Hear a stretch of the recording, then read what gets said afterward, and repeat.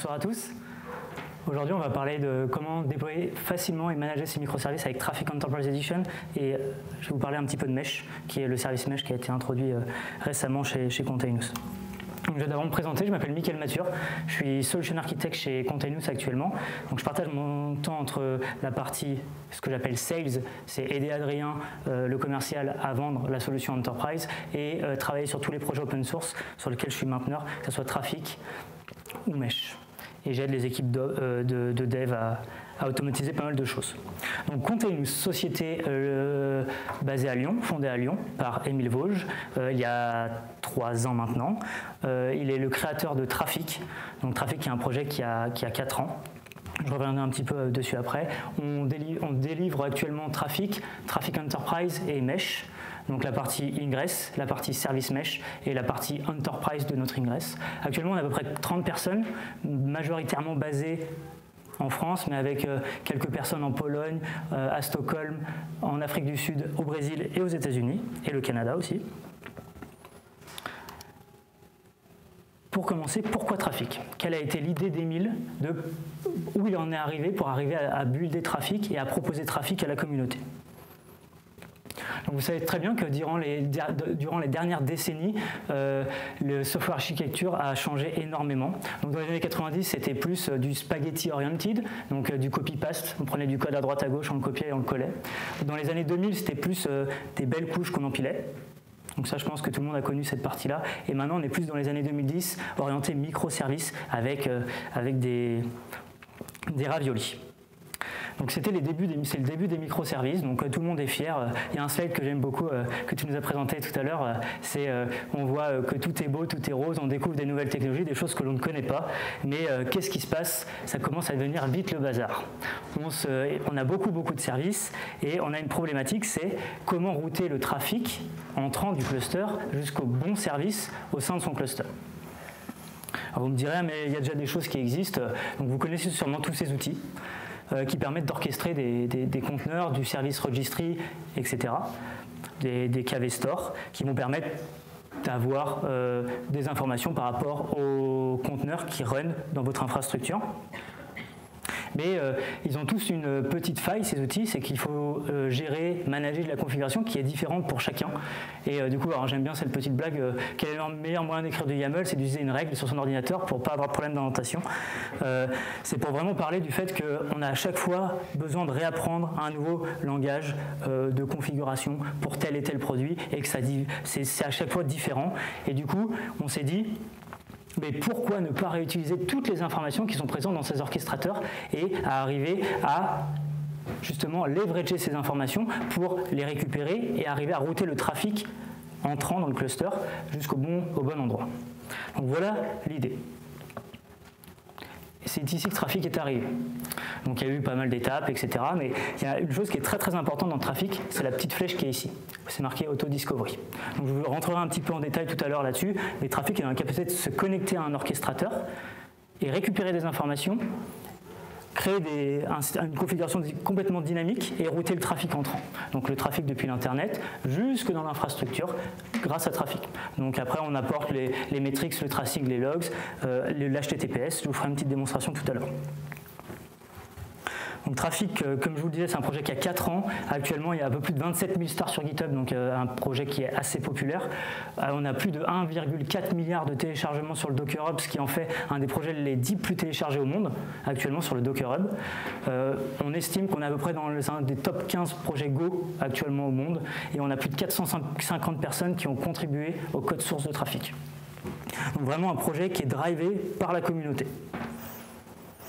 Aujourd'hui, je vais vous parler un petit peu plus de Traffic 2.0.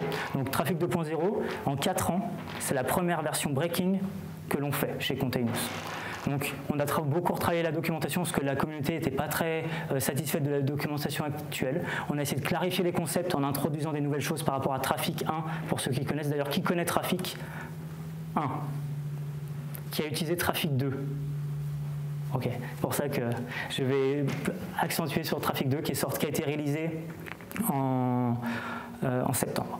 On a retravaillé tout ce qui est middleware, tout ce qui est le routing. Le routing, on a travaillé sur des choses pour que ce soit beaucoup plus simple d'utilisation et beaucoup plus puissant. On a apporté enfin le support de TCP et de UDP, l'issue number 10 sur GitHub. Actuellement, on a 4000, hein, donc c'était très vieux. Et on a travaillé sur tout ce qui est canary mirroring. Et bien plus encore, il y a un blog post. Donc tout est disponible sur internet, containers, github.io, slide, et vous retrouverez tous les meetups, tous les slides que l'on a. Donc tout est disponible si vous voulez aller sur internet. Donc comme je vous expliquais, on va aller un petit peu plus profond dans les concepts de trafic V2. Donc au niveau de l'architecture, donc ça, c'est ce qui se passe dans Trafic. Dans Trafic, il y a 3 notions qui sont très importantes, qui sont les entry points. Ça va être quelque chose qu'on va devoir définir de manière manuelle pour dire « Ok, je veux que Trafic, tu écoutes sur le port 80 et le port 443. » Donc, c'est un entry point. Ensuite, cet entry point, on va lui créer des routeurs. Donc, un routeur va être rattaché à un entry point et va permettre de connecter la request client qui arrive sur un entry point jusqu'au service. Dans cette notion de routeur, on va avoir 2 choses. Les rules et les middlewares. Les rules vont permettre de définir les règles de routing. Donc, Trafic va, via ces rules, analyser la requête qui arrive, être dans la capacité de dire « Ok, cette requête ressemble à ça, ça match avec la rule qui m'a été donnée, du coup, je vais pouvoir la gérer et la forwarder au service. » Et ensuite, il y a la notion de middleware. Un middleware est une petite pièce qui va permettre de tweaker la request ou la réponse, donc de modifier la requête ou la réponse de manière complètement dynamique. Et ensuite, il y a une notion de service. Donc cette notion de service, au final, vous n'avez pas trop à vous en préoccuper parce que c'est quelque chose qui est vraiment en interne dans Trafic. Et c'est pour dire, OK, où est-ce que la requête va aller, avec quelle méthode de load balancing je vais envoyer cette requête sur un ensemble de serveurs qui sont derrière. Donc si on reprend le schéma, une requête arrive sur le port 80 ou 443, ça arrive ici. Ensuite, Trafic va analyser la requête via une rule, être dans la capacité de dire ok, ça match pas. Si ça match, on va appliquer une chaîne de middleware. Je veux ajouter un header, je veux supprimer un header, je veux créer du rate limiting, des choses comme ça. Et ensuite, ça va être envoyé au service et le service, lui, va se débrouiller pour faire le load balancing sur les conteneurs ou les applications qui sont enregistrées en dessous. Donc dans Trafic, il y a 2 choses, 2 types de configuration. Là, ce qu'on appelle la static configuration et la dynamique configuration.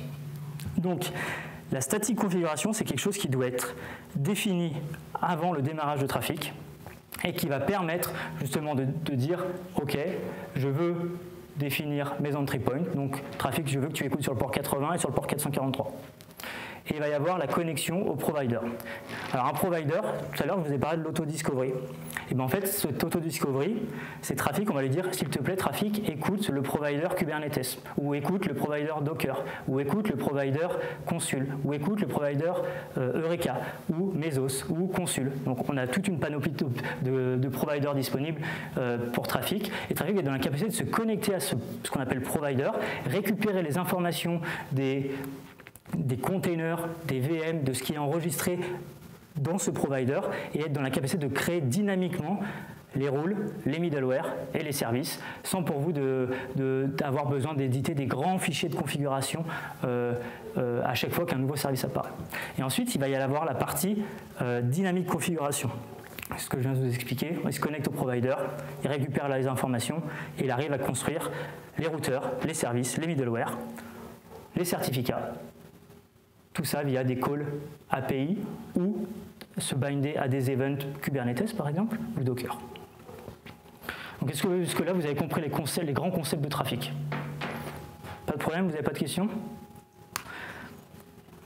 Une grosse feature que les gens aiment beaucoup chez Trafic, c'est Let's Encrypt. Donc Let's Encrypt va permettre de générer des certificats de manière totalement automatisée et gratuite et de les renewer pour vous. Donc Trafic, il va communiquer avec Let's Encrypt via une API et un protocole qui est spécifique qui s'appelle le protocole ACME. Ce protocole ACME, qu'est-ce qu'il va faire? Donc Trafic, il va détecter des services, donc avec des rules, comme vous l'avez bien compris. Si ces rules, c'est un host, Donc il y a un host, example.com par exemple. Trafic va détecter cet host et il va dire OK, let's encrypt. Est-ce que tu peux générer un certificat pour moi s'il te plaît pour le host example.com? Il va lui dire oui, bien sûr. Par contre, tu dois me prouver que tu es bien la personne que tu prétends être. Donc, je vais te challenger. Il y a 3 types de challenge actuellement dans le protocole ACME qui sont le HTTP challenge, le DNS challenge et le TLS challenge. Donc, DNS challenge, c'est le plus simple. On donne des droits d'écriture à trafic sur le provider DNS. Il va être dans la capacité d'écrire une petite entrée TXT record avec un token que Let's Encrypt lui aura donné. Et Let's Encrypt va aller vérifier que l'entrée a bien été créée avec le bon token. Si c'est le cas, Let's Encrypt lui délivre le certificat. Deuxième possibilité, l'HTTP challenge. Let's Encrypt va lui dire OK, trafic, j'attends que tu exposes ce token sur telle URL. Donc, une fois que trafic dit OK, c'est bon, j'ai exposé, il va délivrer le certificat, il va vérifier le token et va délivrer le certificat. Et ensuite, il y a le TLS challenge. Le TLS, c'est au niveau du uncheck TLS, donc trafic va builder un certificat temporaire avec un token dedans, et durant le uncheck, le token sera lu par Let's Encrypt, et Let's Encrypt va dire OK, c'est le bon token, je te délivre un certificat. Et du coup, à ce moment-là, trafic, il est dans la capacité de générer le certificat pour vous, et ensuite de l'exposer. Donc la terminaison TLS se fera au niveau de trafic, sur l'incoming request. Quand le certificat va arriver à expiration, Trafic va être dans la capacité de le renewer automatiquement sans que vous ayez rien besoin de faire et il va s'occuper de renewer ça au fur et à mesure. Et dès qu'il va découvrir par exemple un nouveau service qui veut être exposé via example1.com, il va faire de nouveau pareil, demander à Let's Encrypt génère-moi un certificat. Et on repart dans le process et automatiquement on peut générer plein de certificats de manière totalement gratuite et on ne se préoccupe plus de ces certificats. Mais avec ça, on a un petit problème. C'est qu'actuellement, vous imaginez bien que quand Trafic va initier une connexion avec Let's Encrypt, donc là je parle d'une instance de Trafic, mais imaginez que vous en avez 10. Comment on peut savoir quelle instance a initié la connexion? Comment on arrive à rediriger le challenge TLS challenge par exemple sur la bonne instance de Trafic? Actuellement, il n'y a pas de solution. Donc pour ça, nous, on a travaillé sur une partie Enterprise qui va permettre d'apporter des features distribuées. Donc ça en fait partie. Il y a d'autres features distribuées qui existent, je vais vous le montrer. Mais du coup, on a travaillé sur une version Enterprise qui permet d'apporter justement toutes ces features un peu compliquées à mettre en place. En fait, chaque instance de trafic communique avec les unes avec les autres pour partager un état et arriver à gérer ces complexités de features distribuées. Donc là, c'est un petit slide marketing, mais ça apporte de la haute disponibilité, de la sécurité et de la scalabilité. Je vous avouerai, je n'ai pas cliqué sur le bouton parce que je suis en 4G, du coup, je pense que ça ne va pas bien se passer. Mais grosso modo, la haute disponibilité, ce qui va se passer, c'est que si vous perdez une instance, automatiquement, l'autre instance va pouvoir gérer le trafic. Au niveau de la sécurité, je vais vous présenter dans le slide d'après, on a fait du separation of concern, donc j'entrerai en détail là-dessus au niveau sécurité. Et au niveau de la scalabilité, c'est si vous avez beaucoup plus de charges, vous allez pouvoir, grâce à OpenShift notamment, faire des scale-up de vos pods et faire en sorte d'accepter le trafic entrant sans perte de connexion et sans que les proxys de trafic soient complètement congestionnés. Donc, comme je vous le disais, sur ce slide-là, on a fait du separation of concern. Donc, dans une version open source, imaginez que tout ça, c'est au sein d'un seul binaire. Donc, au sein de ce binaire-là, ça écoute l'orchestrateur, ça récupère les informations et ça fait le reverse proxy. Donc, ce qu'on s'est dit, c'est que ça, c'est pas scalable. Parce que si vous avez 200 instances des proxy nodes, des data planes, on les appelle comme on veut, et bien en fait, ces 200 instances vont aller écouter l'orchestrateur, récupérer les informations. Donc chacun va gérer sa propre configuration, et du coup, potentiellement, on peut avoir des configurations qui divergent en fonction de quand est-ce qu'on a appelé l'orchestrateur. Du coup, pour solutionner ça, on a mis en place, on a fait du separation of concern, control plane, data plane. Le control plane, il est en charge de tenir le cluster, un RAF-based consensus, donc un consensus Raft au sein du cluster. Il va discuter avec l'orchestrateur, donc il n'y aura qu'une seule instance du contrôleur qui va discuter avec l'orchestrateur, récupérer les informations et être dans la capacité de les dispatcher via ce petit lien bleu, c'est du gRPC encrypté MTLS, avec rotation des clés, etc., qui permet de sécuriser la connexion entre le control plane et le data plane. Il va juste pousser la configuration. Donc les control planes ils reçoivent, ok, j'ai une nouvelle configuration, je la pousse au proxy node. Et les proxy nodes, vous pouvez en avoir un, alors pas un, parce que si vous en avez un, il tombe, vous n'avez plus rien, mais 2 ou 50, c'est le même principe, et tout le monde reçoit la même chose dans la milliseconde qui suit. Donc voilà un petit peu l'idée du nouveau design de Traffic Enterprise. On a essayé de garder les choses aussi simples que Traffic. Donc en fait pour l'installation, on a essayé parce que tout le monde ne tourne pas dans Kubernetes. Donc actuellement, on a développé un outil qui s'appelle Tcuttle. Tcuttle, c'est un petit binaire qui va oui, c'est un petit binaire parce qu'il est petit, qui va permettre de setuper et de lancer une installation sur un cluster Kubernetes ou Swarm de manière totalement automatisée. Et ensuite, on va se pouvoir servir de Tcuttle pour déployer de la configuration. Donc, gérer ses backups, regarder l'état de son cluster. Donc, je vais vous montrer un petit peu dans un exemple juste après. Est-ce que c'est lisible? Je ne pense pas.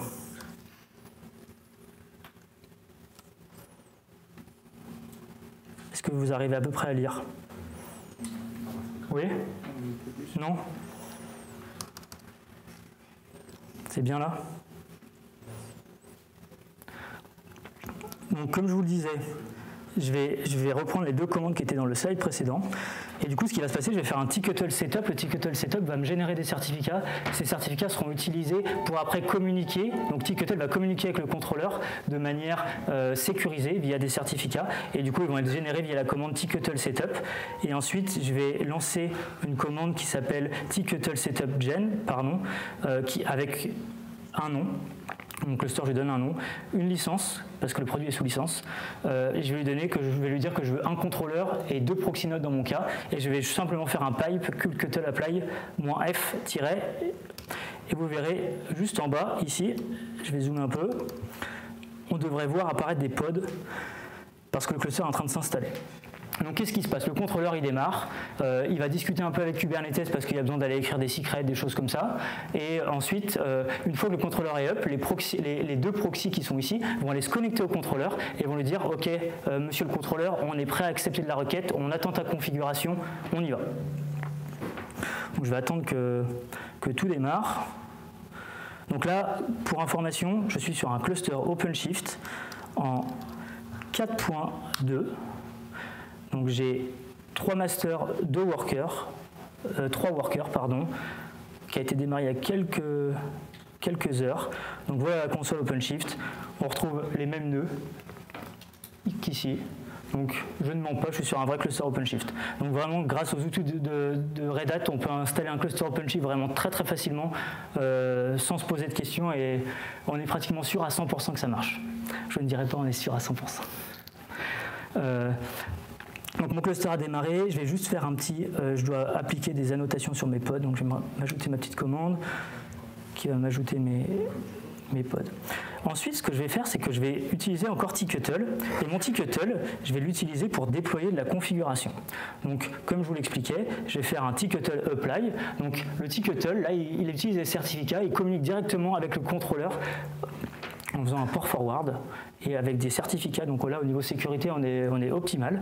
Et du coup, on va appliquer de la configuration. Donc je vais appliquer un fichier de configuration qui est un fichier de configuration TOML que je vais appliquer, que je vais vous montrer tout de suite. cat trafficy config.toml. Alors, comme je vous le disais, il y a des choses à définir manuellement avant le démarrage. Du coup, moi, je vais lui dire, s'il te plaît, Trafficy, je voudrais que tous les proxy nodes, ils écoutent sur le port 80 et sur le port 443. Mais je veux aussi que tu m'exposes l'API, et vu qu'on est en démo, moi, je veux en insecure, pas de problème d'authentification, c'est beaucoup plus simple à gérer. La notion de provider. Donc là, on va dire au contrôleur, monsieur le contrôleur, s'il vous plaît, écoutez le provider Kubernetes CRD. Parce qu'on a introduit nos propres CRD pour gérer tout ce qui est TCP.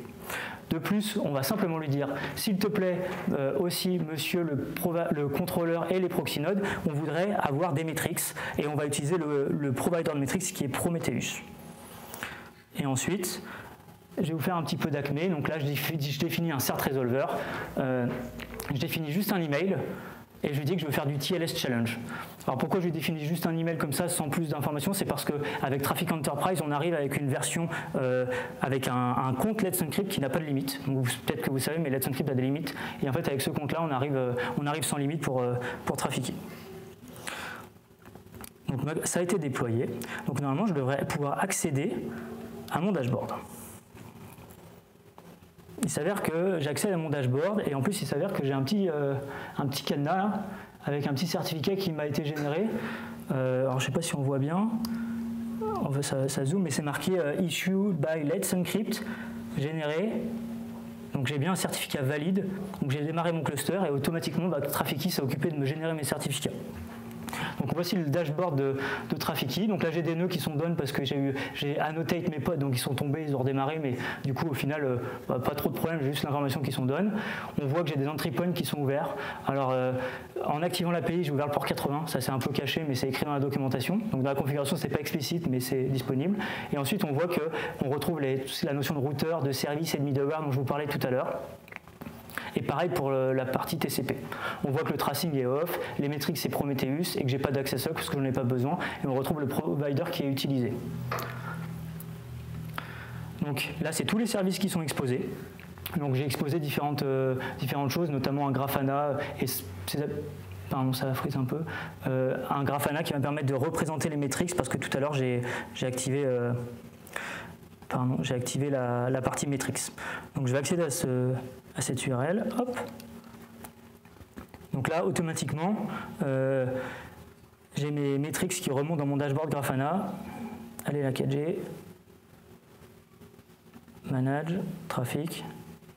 Donc là, on voit bien que j'ai quelques requêtes. Alors mon Grafana est démarré depuis un petit moment, mais on voit que depuis les 30 minutes, il y a des requêtes qui commencent à arriver depuis que j'ai installé mon cluster. Donc Traffic qui est l'ingress controller, Traffic qui est l'ingress controller par défaut, et on retrouve un dashboard qui est disponible, qui permet d'avoir un état un petit peu de ce qui se passe au niveau du cluster. Donc maintenant, ce qu'on va faire, c'est que je vais déployer une application.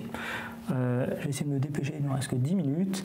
Donc pour déployer mon application, alors j'ai une petite application qui est toute simple, qui va exposer 20 conteneurs. Je vais démarrer 20 conteneurs et automatiquement Traffic va les détecter et va être dans la capacité de me router du trafic dessus. Donc si je retourne ici, je dois avoir un nouveau routeur qui doit être disponible, s'il veut bien. Hop, voilà, c'est celui-ci. Donc on voit bien que là j'ai un routeur qui est disponible. Hop, je vais aller sur l'URL. C'est pas cliquable. Et ça doit être celui-ci. Voilà. Et là du coup j'ai 20 serveurs qui sont derrière, 20 pods qui ont démarré. Du coup si je vais sur cette application, donc là pour l'instant j'ai pas de certificat parce que j'y suis en HTTP. Donc le temps qu'il génère, j'en ai pour quelques minutes, je vais commencer comme ça. Du coup si je rafraîchis, vous voyez ici, la valeur qui est ici, là les IP, elle change. Ça veut dire qu'on fait du vrai load balancing et qu'en plus on voit même que la remote cette IP-là, elle change, c'est-à-dire qu'on ne passe pas toujours par le proxy node. En fait, il y a du load balancing qui est fait en amont et qui balance les requêtes sur mes différents proxy nodes et après, ça re-load balance sur mes 20 conteneurs. Donc voilà, simplement, j'ai déployé mon application, j'ai créé une ingress route et automatiquement, c'est exposé sur l'Internet. Donc normalement, je devrais peut-être bientôt avoir un certificat, s'il n'y a pas d'effet démo, https://. Voilà, j'ai un certificat qui vient d'être généré, qui est valide, qui a été issué par Let's Encrypt, et du coup il est disponible. Donc au niveau des heures, elles ne sont pas correctes parce que les certificats, c'est basé sur les heures de mes machines et mes machines ne sont pas à l'heure. Pour information du coup, ce qui se passe là, je devrais avoir des requêtes qui apparaissent au fur et à mesure parce que je mets du trafic sur mon cluster, donc on voit des choses qui se passent. Quelque chose que je voulais vous montrer, c'est la partie... Imaginez maintenant, on veut déployer une nouvelle version de cette application et on veut commencer à mettre 20% du trafic dessus et demain, une fois qu'on valide que c'est OK, on balance 100% du trafic. Donc, très simple. Donc, je déploie ma même application mais en V2. Donc, je déploie cette application.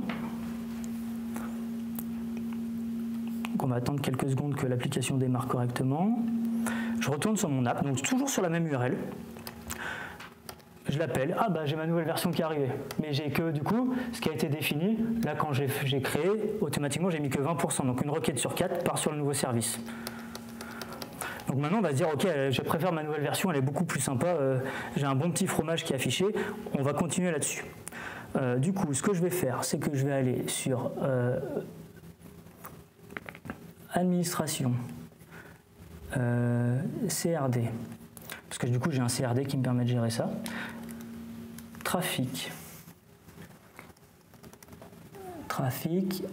service, instances, Donc là, après, pour ceux qui sont à l'aise avec OpenShift, vous comprenez où je vais. En fait, ce qui s'est passé, c'est qu'on a créé un propre CRD qui permet de gérer justement cette partie, on va pas dire canary, pardon. Est-ce que vous arrivez à voir? Du coup, c'est ce qui définit là. On dit, grosso modo, ce qui se passe, c'est qu'ici, je dis qu'il y a 80% de mon trafic qui va partir sur mon application V1, et ici, 20% de mon trafic qui part en V2. Donc, on va dire que maintenant, j'aime bien cette application. Du coup, là, j'en veux 0, et là, j'en veux 1, ce qui fait 100%. On peut mettre 100, on s'en fiche. Anyway, save. Et là, automatiquement, le temps que ça s'applique, toutes mes requêtes, elles arrivent sur ma V2. Donc là, on est arrivé assez facilement à faire en sorte du canary avec Trafficky V2 de manière totalement automatisée. Automatisée, j'ai modifié manuellement parce que pour moi, il doit y avoir une validation humaine pour migrer sur la nouvelle application. En tout cas, actuellement, la majorité des entreprises fonctionnent comme ça. Demain, c'est possible à automatiser par rapport à des métriques qui peuvent remonter. Donc voilà pour la partie démo. C'est un produit qui est licensé. Du coup, actuellement, il y a une free trial qui est disponible, container.us/Trafficky, et vous pourrez avoir une clé de licence. Donc ça, je vous ai parlé de ce qui est partie ingress, donc gestion du trafic nord-sud.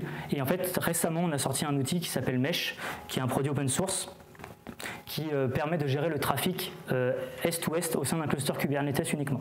Donc la solution que je vous ai montrée, c'était pour du Kubernetes, du Swarm, du on-prem, peu importe. Mesh, c'est vraiment à destination que de Kubernetes.